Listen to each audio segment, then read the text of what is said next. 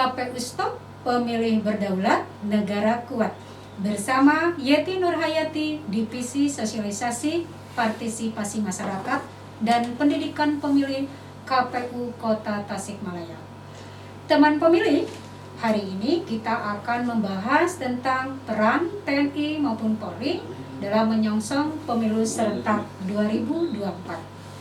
Sebagaimana yang kita ketahui, di setiap pemilu tidak menutup kemungkinan melahirkan potensi-potensi masalah, baik itu masalah pelanggaran pidana pemilu, masalah pelanggaran administrasi, dan tidak kalah pentingnya adalah masalah konflik sosial. Dan hal ini tentunya ini menjadi sesuatu hal yang diwaspadai dan diantisipasi oleh TNI maupun Polri. Teman pemilih, hari ini kami kedatangan narasumber yang sangat luar biasa. Di antara kesibukan bersama ada Bapak Adi Jumali, Pasi Inteldim 0612 Kota Tasikmalaya.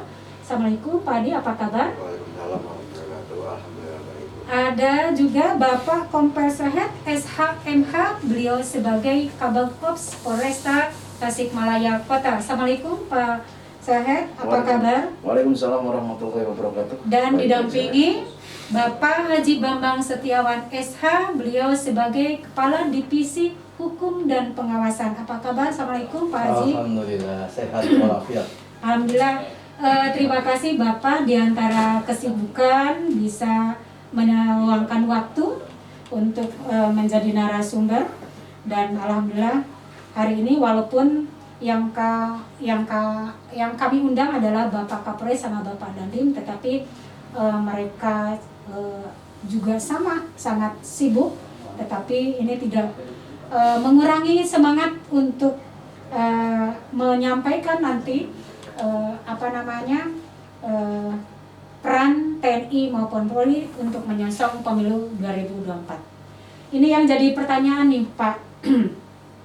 Apa sih Pak makna pemilu dan demokrasi perspektif TNI maupun Polri? Dalam hal ini mungkin Pak Adi maupun Pak Sahet dan juga nanti Pak Haji Bambang dalam pelaksanaan nanti untuk pemilu 2024. Silakan Pak, mau siapa dulu, mau Pak Adi atau mau Pak Sahet dulu?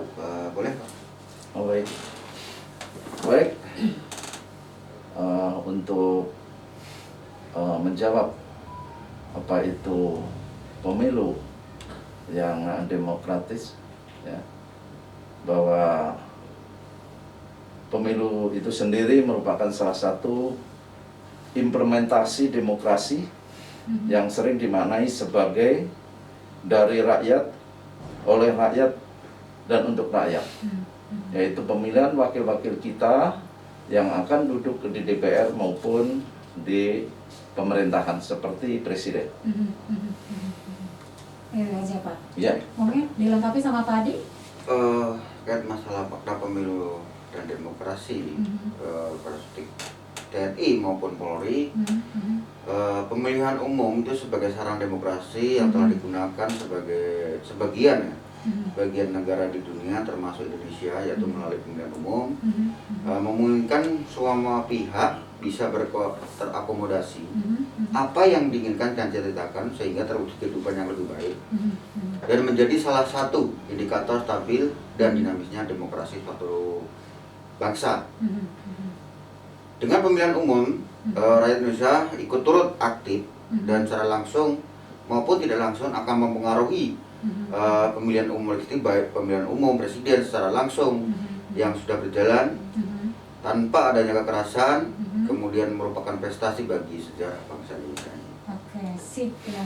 Kalau mungkin perspektif Pak Haji sebagai divisi hukum, pemilu dan demokrasi itu seperti apa Pak? Pandangan Bapak, Pak Haji? Ya, kita sebagai penyelenggara pemilu itu sendiri memandang sesuai dengan Undang-Undang 7 tentu saja bahwa pemilu itu adalah pelaksanaan kedaulatan rakyat. Jadi rakyat yang berdaulat itu diwujudkan dalam bentuk pemilihan umum. Untuk apa? Untuk memilih wakil-wakilnya yang akan duduk di parlemen sekaligus untuk memilih pemimpin negara itu sendiri, dalam hal ini presiden, wakil presiden. Nanti juga di 2024 itu ada gubernur, ada bupati wali kota. Nah itu semua diwujudkan sebagai bentuk kedaulatan rakyat. Rakyatlah yang sesungguhnya yang berdaulat. Nah dalam konteks tema yang kita laksanakan saat ini, perspektif TNI Polri, KPU Kota Tasikmalaya khususnya sebagai implementator gitu bahasanya, Pak Sahed dan Pak Adi. Kalau di KPU itu, KPU nasional, KPU RI itu sebagai regulator, sedangkan KPU provinsi sebagai koordinator, dan KPU Kabupaten Kota dalam hal ini KPU Kota Tasikmalaya itu sebagai pelaksana, implementator. Ya semata-mata melaksanakan itu dan memastikan bahwa pemilu dilaksanakan sesuai dengan mekanisme, aturan peraturan perundang-undangan yang berlaku, sekaligus membangun kerjasama utamanya dengan TNI Polri agar kita bisa memastikan bahwa di Kota Tasikmalaya pemilu dapat terlaksana dengan kondusif. Oke, berarti ada sinergitas ya Pak Ya, ya. betul. Kalau peran TNI maupun Polri itu sendiri bagaimana untuk bisa mensukseskan pemilu 2024 kalau tidak ada pergeseran waktu dan jika ditetapkan bahwa kalau tidak salah tahapan untuk pemilu 2024 itu dimulai pada bulan Maret 2022. Nah tentunya ini sangat panjang sekali tahapan-tahapan pemilu 2024. Nah bagaimana peran TNI maupun Polri untuk hal itu? Baik Bu, dari TNI sendiri yaitu melaksanakan sinergitas ya, dan bekerjasama dengan kepolisian tentunya. Ya. Kemudian dari KPU sendiri, kemudian dari Bawaslu, kemudian dari Linmas, dan pemerintah daerah wilayah masing-masing, baik dari kecamatan, kemudian dari kelurahan atau desa. Nah, untuk aparat TNI khususnya Angkatan Darat, Babinsa, kemudian Babinkamtibmas, bergerak itu tidak sendiri, berarti gabung dengan unsur muspika yang di daerah, baik itu dari kelurahan, kemudian Linmasnya, dan komponen masyarakat lainnya. Kemudian TNI dan Polri sendiri melakukan pencegahan terhadap sesuatu yang bisa mengganggu kondusivitas dalam tahapan pemilu tersebut. Nah, kita juga mencegah dini atau deteksi dini terkait masalah tahapan-tahapan tersebut, dampak dari akan terjadi. Kemudian kita juga TNI Polri itu menjaga netralitas, netralitas dalam pemilu maupun pilkada tersebut. Karena kalau nggak salah TNI Polri tidak punya hak Ya, memilih ya. betul. Bagaimana kalau tanggapan Pak Kabag Ops nih mengenai peran TNI Polri itu sendiri untuk kesiapan pemilu serentak 2024? Yang pertama, kita akan melakukan mapping, identifikasi berkaitan dengan tahapan. Kemudian kita antisipasi ancaman-ancaman yang akan timbul pada setiap tahapan itu sendiri. Ya, kerawanan-kerawanan setelah kita prediksi, kemudian kita antisipasi supaya kerawanan itu tidak berubah menjadi kejadian yang nyata pada setiap tahapan-tahapan. Kemudian selain itu bahwa Polri khususnya ini melaksanakan pengamanan pada setiap tahapan pelaksanaan pilkada yang tadi saya sampaikan, agar penyelenggaraan dapat berjalan dengan aman dan kondusif. Kemudian melakukan tindakan atau kegiatan penyidikan terhadap tindak pidana pilkada yang dilaporkan kepada Polri melalui Bawaslu maupun Panwaslu, baik provinsi, kabupaten maupun kecamatan. Nah, selain itu juga melaksanakan tugas lain menurut perundang-undangan di sini yang berlaku, seperti melaksanakan tugas pelayanan penerimaan pemberitahuan kegiatan pada tahapan kampanye dan atau pemberian izin kepada peserta pemilu itu sendiri. Ya, karena memang kalau ada kegiatan-kegiatan tentu harus seizin keamanan ya. Nah, dari Pak Haji sebagai KPU, apa sih Pak yang dirasakan peran dari TNI Polri itu? Secara spesifik, KPU memang sebagai leading sektor penyelenggaraan pemilu, tetapi sukses pemilu itu sama sekali bukan suksesnya KPU saja. Betul. KPU apa artinya tanpa peran TNI Polri? ya, Oke. tanpa peran masyarakat sebagai pemegang kedaulatan itu sendiri. Kalau dalam konteks supaya pelaksanaan 2024, pemilu 2024 itu sukses, saya kira tidak ada jalan lain. Kerjasama dengan institusi-institusi penyelenggara negara ini adalah sesuatu yang niscaya, yang mutlak. Khususnya tentu saja adalah TNI Polri. Dalam konteks Polri sudah ada wadahnya secara spesifik di Gakumdu ya, untuk memastikan bahwa pemilu dilaksanakan secara secara jurdil begitu ya, secara luber jurdil. Itu ada Gakumdu yang untuk memastikan bahwa tidak ada tahapan yang dilanggar. Ya. Gakumdu itu sendiri ada unsur kejaksaan, ada unsur kepolisian selain Bawaslu sebagai salah satu penyelenggara selain kita sendiri. Oleh sebab itu kerjasama dini itu menjadi suatu hal yang mutlak agar semua tahapan, mulai dari kalau misalnya nanti Maret itu betul-betul memasuki tahapan, itu sudah harus dikawal oleh TNI Polri agar semua bisa diantisipasi. Potensi masalah jangan sampai menjadi masalah sungguhan ya. Bisa diantisipasi sejak dini.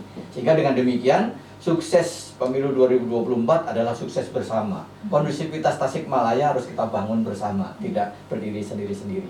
Saya kira itu kepentingan bersama, bukan kepentingan KPU saja.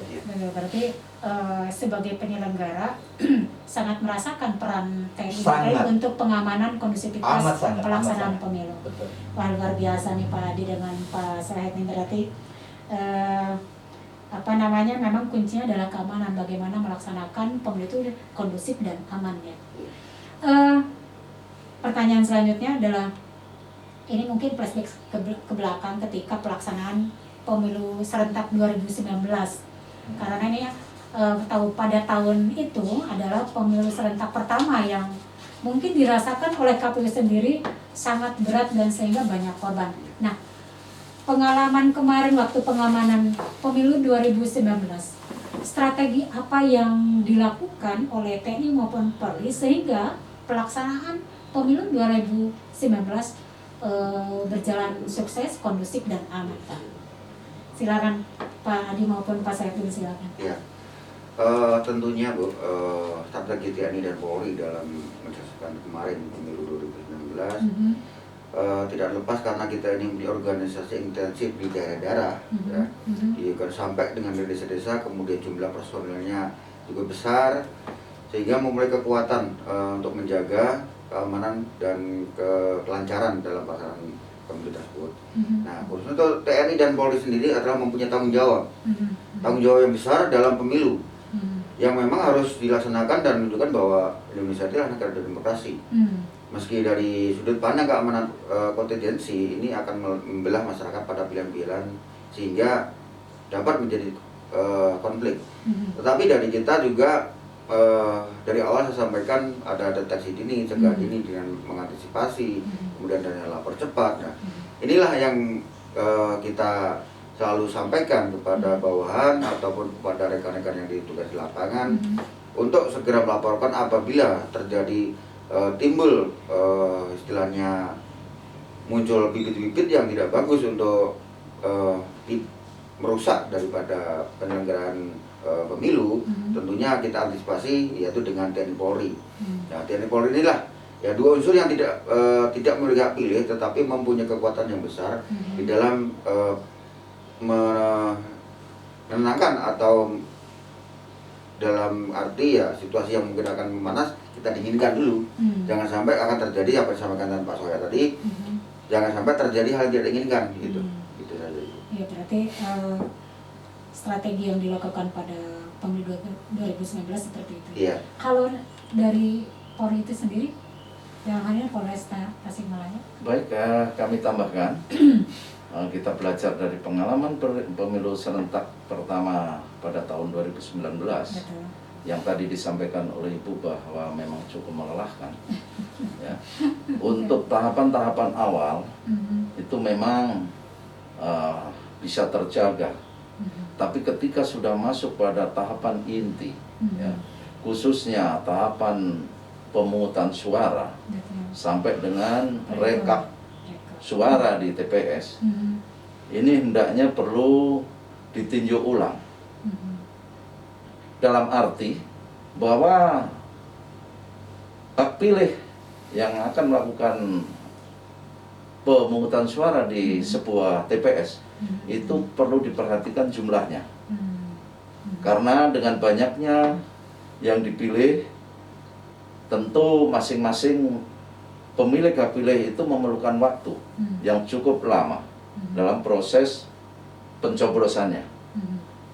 Kemudian hal itu perlu dibatasi kapasitas atau maksimal pemilih pada sebuah TPS. Ini tentu belajar dari pengalaman yang lalu, ya.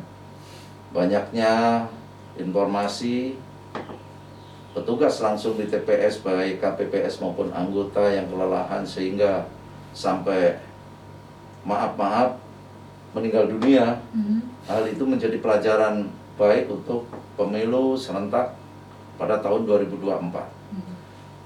Kemudian yang tidak kalah penting juga sisi pembinaan teknis yang dilakukan oleh pihak penyelenggara, dalam hal ini adalah KPU, itu sangat memiliki peran penting. Karena tidak sedikit penyelenggara itu sendiri memang kurang memahami secara menyeluruh tahapan maupun urutan-urutan yang harus dilakukan dan yang tidak harus dilakukan, sehingga ini akan menambah kecepatan proses yang terjadi pada sebuah TPS tersebut. Jadi kata kuncinya adalah memang bin teknis ini harus benar-benar ditingkatkan dan betul-betul dipahami oleh para penyelenggara pemilu pada tingkat TPS. Jika perlu, juga perlu ditambahkan adanya waktu pemberian atau pelaksanaan simulasi supaya para KPPS, baik ketua maupun anggota perangkat TPS itu benar-benar sudah memahami gitu. Jangan sampai terjadi salah satu form yang seharusnya tidak dimasukkan ke kotak suara, tapi dimasukkan. Kemudian lagi nanti akan kena bahwa terjadi sebuah pembongkaran segel karena tidak memahami ketua KPS tersebut, form tersebut yang harusnya ada di luar ini masuk. Kemudian ketika masuk ke tingkat kecamatan PPK harus melakukan pembongkaran lagi, sementara ada norma hukum yang melarang bahwa segel itu tidak boleh dirusak atau dibongkar. Nah, ini hal-hal seperti itu, penguasaan tugas pokok daripada para pelaksana pemungutan di tingkat TPS ini sangat-sangat berperan sekali mendukung suksesnya pemilu itu. Tidak lepas juga dari penyelenggara di tingkat TPS. Itu mungkin, Bu. Iya, siap. Pak Haji, ini bagaimana pandangan atau tanggapan? Iya, yang dikatakan oleh Pak Kabakop itu benar, bahwa pemahaman teknis di penyelenggara di tingkat TPS itu perlu dilakukan bintek secara lebih awal, lebih dini, lebih masif begitu ya. Hanya memang problemnya yang kita hadapi bersama adalah masa tugas KPPS yang hanya 4 minggu itu, yang hanya 1 bulan, 4 minggu itu penting disiasati. Yang tadi Ibu katakan strategi apa yang perlu dilaksanakan. Menurut saya yang pertama, jika memungkinkan ada kader-kader yang disiapkan sedemikian rupa sebelum secara formal dia melaksanakan tugas, sehingga yang kekhawatiran bersama sesungguhnya bukan kekhawatiran dari TNI Polri saja, kekhawatiran bersama masa tugas yang begitu pendek, hanya 1 minggu menjelang pelaksanaan itu ditetapkan, Pak. KPPS itu ditetapkan 1 minggu sebelum hari H, gitu. dalam waktu 1 minggu untuk memahami semua regulasi pelaksanaan teknis yang demikian rumit. Betul. 2019 sudah rumit, Iya. 2024 kelihatannya akan lebih rumit. Itu sama sekali tidak memadai sesungguhnya. Oleh sebab itu perlu dilakukan langkah-langkah antisipasi, langkah-langkah persiapan yang lebih matang. Jika memungkinkan sebelum direkrut secara resmi, itu sudah ada kader-kader yang dipersiapkan sedemikian rupa. Sudah diberikan arahan-arahan, diberi sosialisasi, pengetahuan atau knowledge tentang kepemiluan secara memadai. Itu satu hal. Hal yang kedua yang saya kira menjadi sangat mutlak adalah sosialisasi harus lebih masif, begitu ya. Sosialisasi harus lebih masif. Sosialisasi apa? Sosialisasi tentang penyelenggaraan pemilu, sosialisasi tentang teknis pelaksanaan pemilu, sosialisasi tentang regulasi pemilu. Di 2024 meskipun sesungguhnya kita sudah berbelasan kali menyelenggarakan pemilu, tapi bicara 2024 ini sesuatu yang baru lagi nih Pak kelihatannya. Regulasinya meskipun undang-undangnya baru tetapi PKPU-nya semuanya baru. Dari sisi pelaksanaan juga semuanya baru. Oleh sebab itu saya kira sosialisasinya menjadi kunci utama, mutlak harus dilaksanakan secara lebih lebih masif. Sedangkan yang ketiga, membangun komunikasi sebaik-baiknya dengan semua pihak. Kita tidak bisa memungkiri bahwa banyak organisasi masyarakat yang acap kali konstruktif tapi acap kali juga destruktif begitu. Nah, ini penting untuk diantisipasi. Kerjasama dengan mereka kita rangkul itu menjadi penting, kemudian juga kerjasama dengan TNI Polri termasuk Kominda itu menjadi sesuatu yang mutlak agar deteksi dini itu KPU juga paham, juga tahu. Oh, kalau ada potensi masalah kita bisa langsung cepat berkoordinasi dengan TNI Polri agar potensi masalah itu tidak menjadi masalah, tapi bisa langsung kita kanalisasi, kita lakukan langkah-langkah agar masalah itu tidak kemudian muncul. Nah, saya kira tiga langkah itu, 3 strategi itu perlu kita terapkan dan kita persiapkan secara lebih matang. Saya kira gitu, Bu. Ya, siap. Berarti dari paparan Pak Haji, setiap permasalahan-permasalahan yang terjadi imbasnya ke pihak keamanan. Udah pasti, itu akan mengganggu keamanan dan pemilu menjadi nothing kalau nggak aman. Gitu. Jadi ini cukup menguras tenaga ya kemarin 2019. Nah, pertanyaan selanjutnya, karena tadi sudah dipaparkan pengalaman-pengalaman pemilu 2019 baik itu dari perspektif keamanan TNI maupun Polri maupun tadi penyelenggara pemilu. Nah, strategi apa yang akan disiapkan untuk pelaksanaan pemilu 2024? Karena pada tahun yang sama itu ada 2 pemilu yang berbeda. Kalau tidak bergeser dan ini menjadi keputusan final, mungkin pemilu 2024 akan dilaksanakan pada tanggal kalau tidak salah 28 Februari 2024. Dan pada tahun yang sama pula di ujung tahun itu bulan November kalau tidak salah tanggal 17 itu pelaksanaan pilkada. Dalam hal ini pelaksanaan pemilihan gubernur dan pemilihan wali kota. Berarti 2 pemilu dilaksanakan serentak. Tentunya dibutuhkan strategi-strategi yang lebih baik daripada kemarin pada pelaksanaan 2019. Nah, apakah hal ini oleh TNI maupun Polri sudah adakah penyiapan pemetaan kesiapan untuk keamanan menyongsong pemilu 2024 sebagaimana tadi yang sudah disampaikan bahwa strategi-strategi pada 2019 sudah terlaksana secara aman dan kondusif. Apakah nanti ada strategi baru sehingga permasalahan-permasalahan yang terjadi pada saat 2019 itu bisa diminimalisir, karena 2024 itu 2000 pemilu yang sangat luar biasa. Tentunya juga nanti dari penyelenggara pemilu Pak Haji, ini pemetaan apa yang akan dibuat untuk bisa mensukseskan pemilu 2024. Moga silakan Pak Hadi atau Pak Said dulu, atau mungkin Pak Haji dulu dari penyelenggara. Iya. Walaupun ini agak masih panjang, tetapi tidak menutup kemungkinan dipikirkan dari sekarang. Ya, di 2024 sekali lagi meskipun kita sudah belasan kali menyelenggarakan pemilu, di 2024 akan banyak hal yang baru. Salah satu yang baru dan potensi. Saya selalu mengatakan potensi masalah, Pak, karena saya lagi pemilu ini kan untuk mengatasi masalah ya. Jadi jangan sampai pemilu tetapi juga berujung masalah gitu, jangan sampai itu.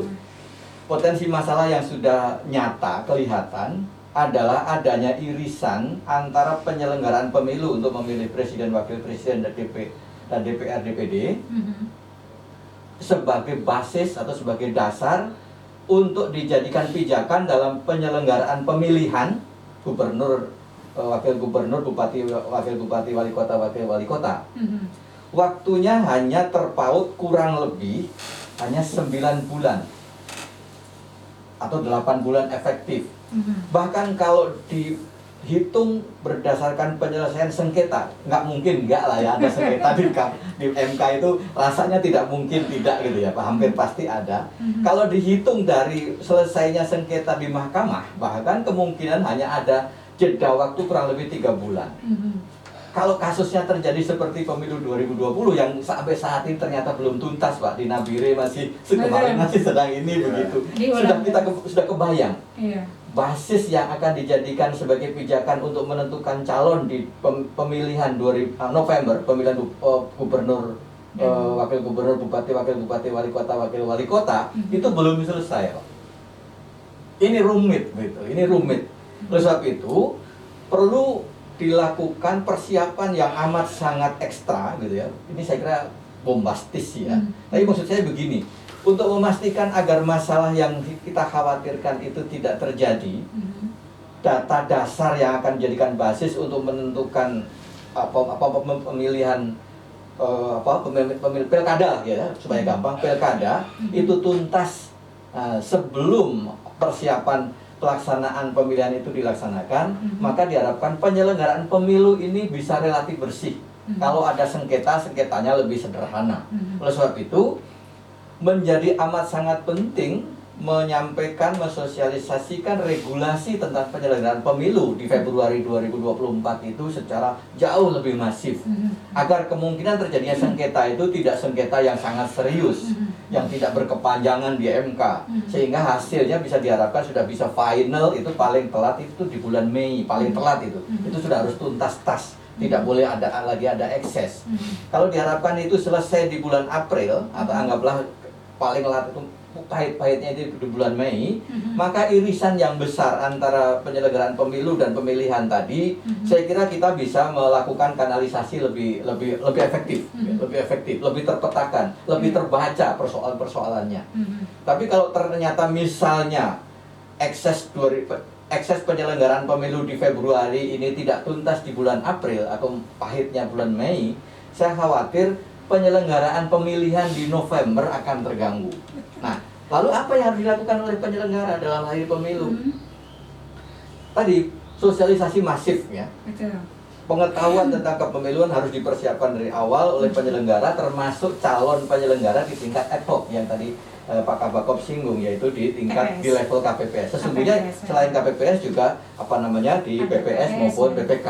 Karena mereka itu ada di lini paling depan yang berhadapan langsung dengan masyarakat. Nah, selain itu tentu saja kerjasama dengan organisasi-organisasi, ya, termasuk dalam TNI Polri sudah include lah ya, sudah otomatis itu, karena itu amanat undang-undang. Yang tidak kalah pentingnya tadi organisasi-organisasi yang acap kali menjadi masalah ini harus kita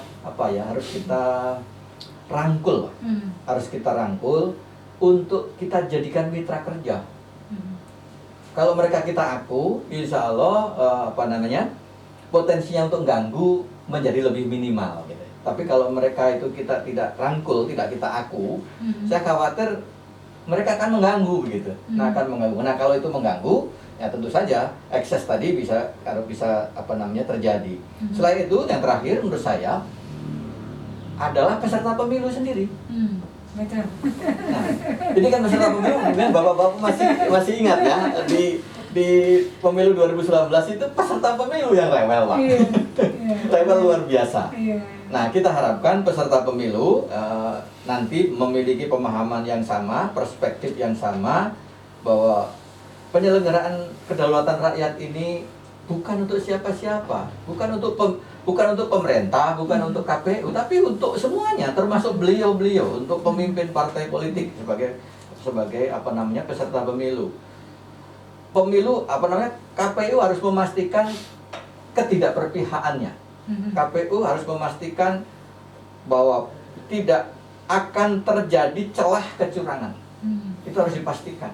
Celah sekecil apapun harus disampaikan bahwa ini ada kemungkinan celah seperti ini, maka mari kita antisipasi bersama. Siapa itu ya? Peserta pemilu. Supaya peserta pemilu kecurigaannya turun gitu Pak. Tensi kecurigaannya itu turun. Kalau bisa, ya kalau ditekan sama sekali mungkin tidak, tapi minimal sekali. Kemarin kan tingkat kecurigaannya luar biasa.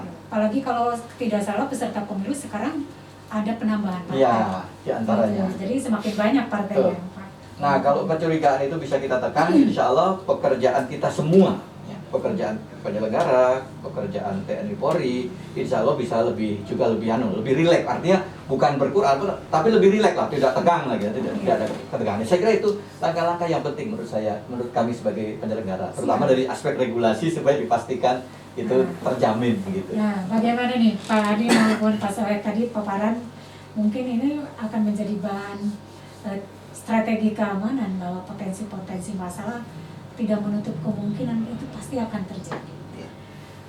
Baik Bu, menyikapi dari Bapak tadi bahwa yang pertama benar memang harus ada sinergi. Ya. Sinergi semua lembaga, baik TNI Polri, kemudian organisasi masyarakat dan sebagainya. Jadi kejadian-kejadian yang lalu itu menjadi pengalaman gitu. Jangan sampai organisasi masyarakat digunakan sebagai salah satu gerbongnya lah kan gitu. Ya, kemudian penggunaan teknologi juga sama ya, informasinya, kemudian tahapan dengan melaksanakan sosialisasi. Untuk saat ini kan kondisi pandemik, jadi apakah nanti itu masih akan terjadi seperti ini kan dia tidak tahu. Apakah tentunya akan menjadikan problema yang pengalaman kemarin di kabupaten kan gitu. Nah, seandainya nanti sudah terjadinya, yang mudah-mudahan cepat selesai dengan COVID, tetapi ekonomi ini kan belum stabil, pasti kan dampaknya sangat-sangat luar biasa gitu.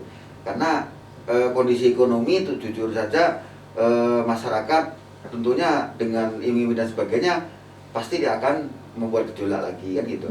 Kemudian penyusunan tahapnya dari KPU sendiri, kemudian itu memperhatikan tahapan-tahapan, kemudian sosialisasi, menggunakan medsos dan sebagainya, kemudian mengoptimalisasikan kapasitas dan manajemen daripada sumber manusia sendiri yang sampaikan tadi Bapak, bahwa untuk petugas PPS kemudian KPS itu istilahnya dari awal ini istilahnya curi setar lah, untuk dibimbing, kemudian diarahkan, direkrut, dipilih. Kalau tadi saat nanti masuk jadi beneran, apakah dia tuh nanti istilahnya kalau kita tuh pegang teguh nggak Sabta Marga kan gitu.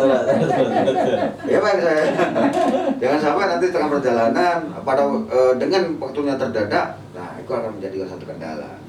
Nah kalau mungkin sebetulnya sama strategi TNI Polri ini agak jauh beda, karena cuman tupoksinya yang berbeda, tetapi kita sebagai TNI membantu. Strategi yang kita lakukan mengelola, mengidentifikasi publik, kemudian informasi, yaitu informasi itu dari segala penjuru, tetapi kita kerucutkan, kemudian kita sampaikan.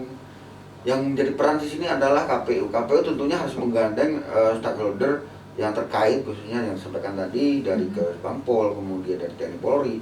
Gunakanlah yang tidak berseragam sehingga dia tahu konflik mana dari mana, timbul apa, sehingga kedepannya akan sebelum terjadi permasalahan kita selesaikan dulu di bawah gitu. Kemudian merespon cepat informasi-informasi yang kira-kira, karena dunia maya ini sangat-sangat cepat sekali, sehingga ya cepat merespon apa tanggapan dari masyarakat, keluhannya dan sebagainya, temuannya apa, kekurangannya apa, perlu ditindaklanjuti. Itu kemudian peningkatan sumber daya manusianya juga yang sampaikan tadi.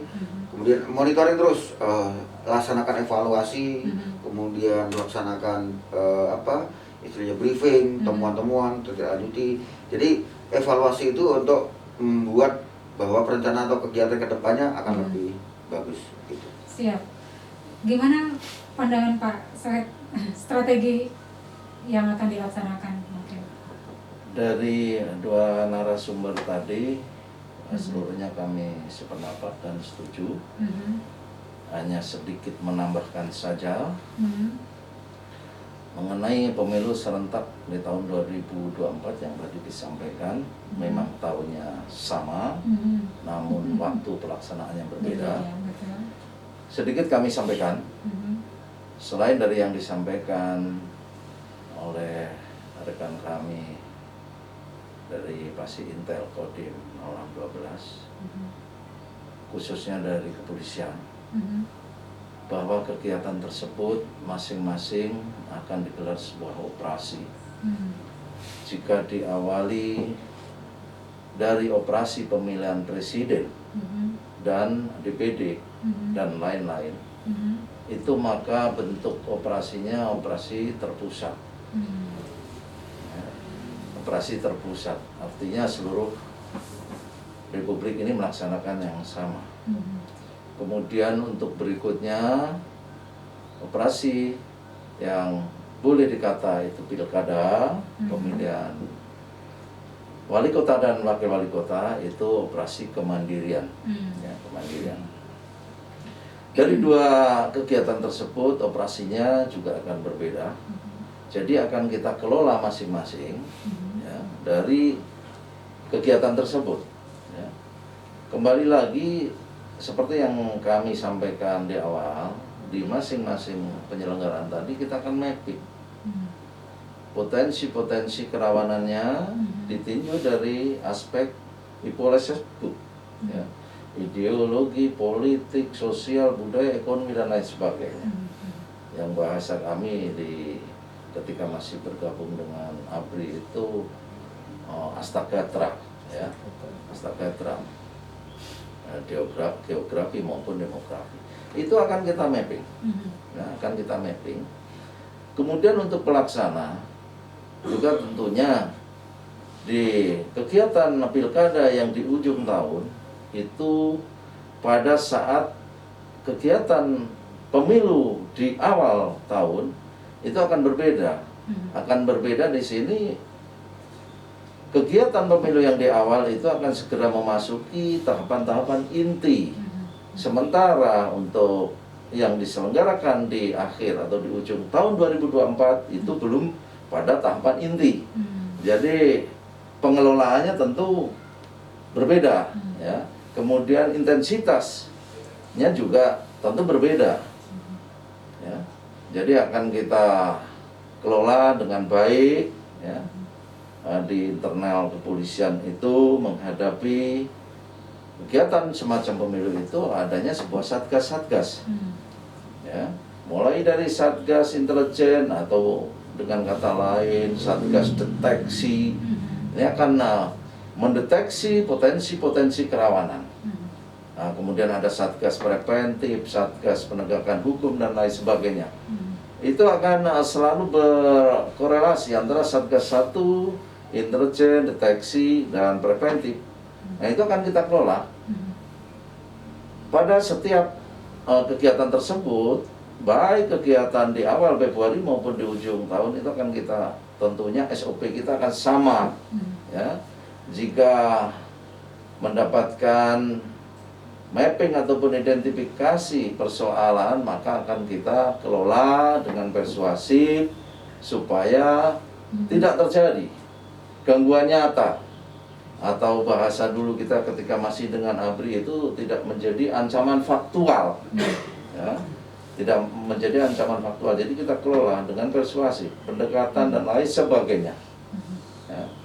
Itu kemudian dari sisi personal juga, karena memang ada dua kegiatan yang cukup besar, maka pada tahapan-tahapan inti dari dua kegiatan pemilu tersebut selalu kita kekuatan gitu. Jika tidak cukup maka sudah tidak dapat ditawar lagi, kita minta bantuan dari satuan atas, gitu, agar pelaksanaannya benar-benar bisa berjalan aman dan kondusif serta lancar dan tertib.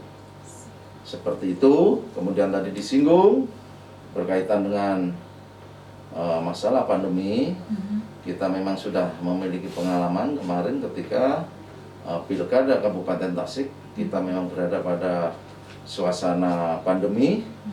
Jadi memang itu juga tidak kalah pentingnya untuk sosialisasi bagi perangkat yang ada di level TPS, bagaimana SOP protokol kesehatan berkaitan dengan pelaksanaan pemungutan suara di TPS. Nah, itu juga memiliki andil ya tentang kelancaran maupun kesuksesan penyelenggaraan pemilu di tingkat TPS. Bagaimana memperlakukan pemilih yang baru datang, kemudian dan lain sebagainya, sampai dengan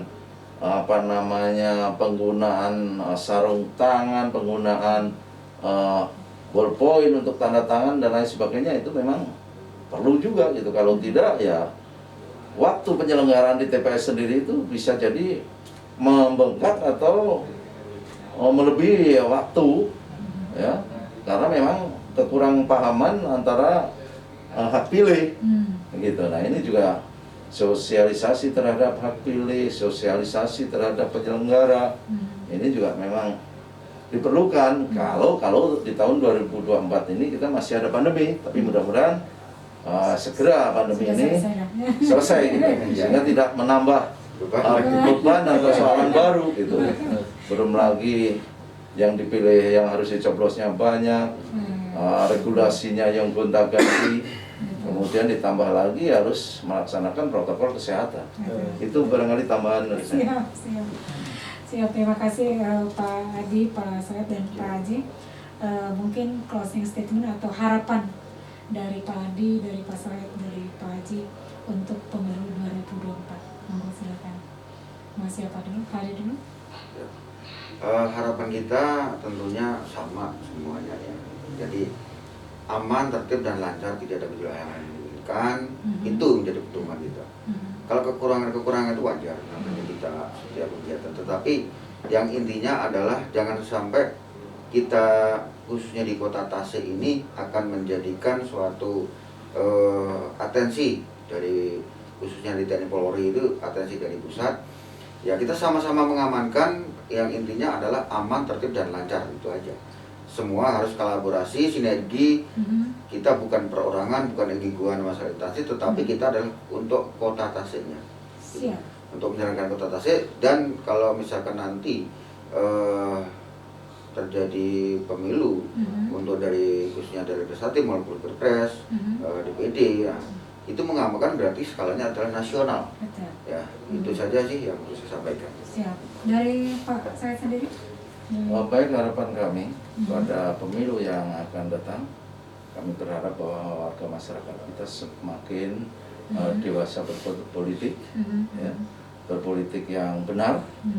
Kemudian untuk penyelenggara termasuk TNI Polri, kita juga tetap menjunjung tinggi netralitas agar pelaksanaan pemilu juga bisa berjalan dengan aman, tertib, serta lancar. Mungkin itu harapan kami. Mungkin dari Pak Haji sebagai penyelenggara, harapan 2024. Harapan 2024, satu, kita ingin membangun kerjasama sebaik-baiknya dengan semua stakeholder, teristimewa TNI Polri yang menjamin terselenggaranya dengan aman, tertib. Tentu saja harapan di ujung, di harapan yang paling akhir, pemilu dapat sukses tanpa ekses. Kira itu. Terima kasih Pak Adi, Pak Said, Pak Haji Bambang. Teman pemilih, demikian pembahasan tentang peran TNI maupun Polri untuk menyongsong pemilu serentak 2024. Semoga channel YouTube KPU Kota Tasikmalaya menjadi wadah edukasi. Jangan lupa like, share, and subscribe channel KPU Kota Tasikmalaya. Demikian, sampai jumpa lagi di KPU Stok, pemilih berdaulat, negara kuat. Wassalamualaikum warahmatullahi wabarakatuh.